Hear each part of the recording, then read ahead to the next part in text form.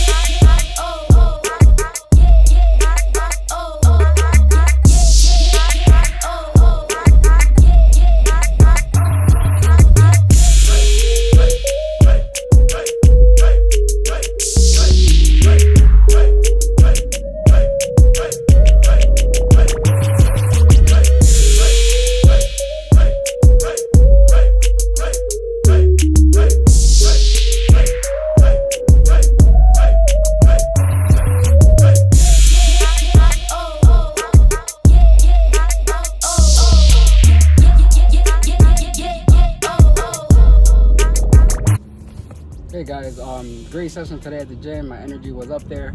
I was in there for about 45 minutes or so. Sweating, can't catch my breath. I did a lot of big compound movements. I worked today on big muscle groups. I did legs, chest, back. Tomorrow I will do deadlifts, shoulders. Just targeting big muscle groups for now. During the week, you know, when I'm at work and I'm a little bit more tired, I'll do all the smaller muscles like the biceps, triceps.